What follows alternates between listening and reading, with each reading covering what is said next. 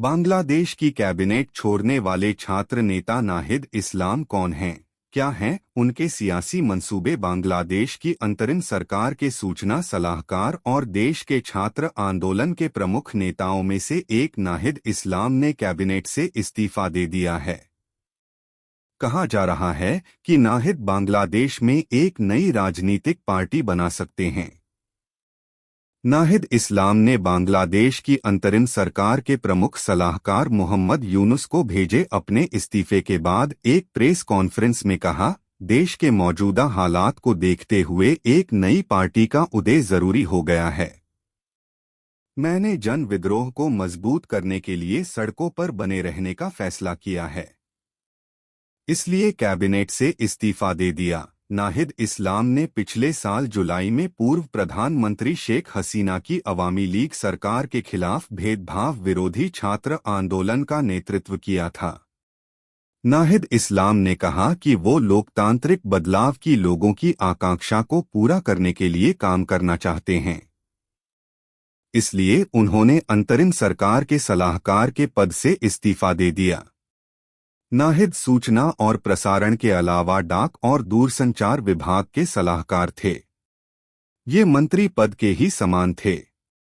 नाहिद बांग्लादेश में जुलाई 2024 में शुरू हुए छात्र आंदोलन के शीर्ष नेताओं में से एक थे।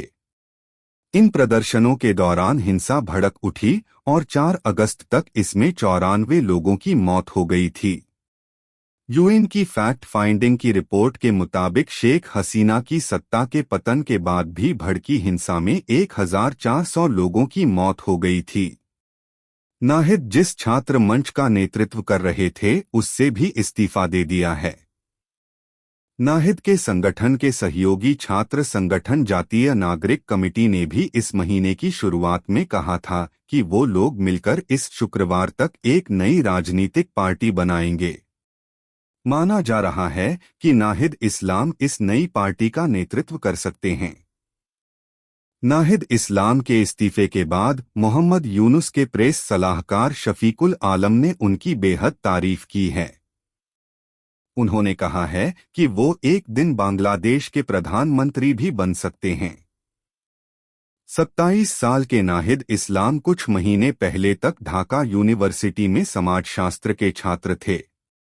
बांग्लादेश में शेख हसीना सरकार के खिलाफ छात्र आंदोलन में वो प्रमुख नेता के तौर पर उभरे। एक तरह से वो शेख हसीना के खिलाफ आंदोलन का चेहरा बन गए थे। इस्लाम ने शेख हसीना की सत्ता के पतन के बाद कहा था कि बांग्लादेश में कभी फांसीवादी शासन नहीं होगा। बांग्लादेश को एक ऐसा देश बनाया जाएगा जहां लोगों की जान महफूज होगी। लोगों को नए राजनीतिक माहौल में सामाजिक न्याय मिलेगा। इस्लाम को शेख हसीना की सरकार के खिलाफ अपने रवैये की कीमत भी चुकानी पड़ी थी। सादी वर्दी में आए 25 लोगों ने 19 जुलाई 2024 में उन्हें उनके सबुजगढ़ से उठा लिया। उन्हें हथकड़ी लगाकर आंखों में पट्टी बांध कर ले जाया गया। मीडिया खबरों के मुताबिक आंदोलन में शामिल होने के लिए उन्हें यातनाएं दी गईं।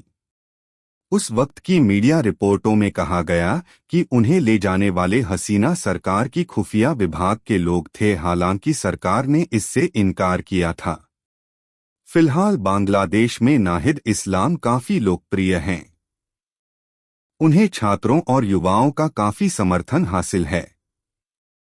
कई लोग उन्हें बांग्लादेश के भविष्य के प्रधानमंत्री के तौर पर भी देखते हैं। बांग्लादेश की अंतरिम सरकार के प्रमुख मोहम्मद यूनुस के भी वो विश्वस्त सहयोगी हैं।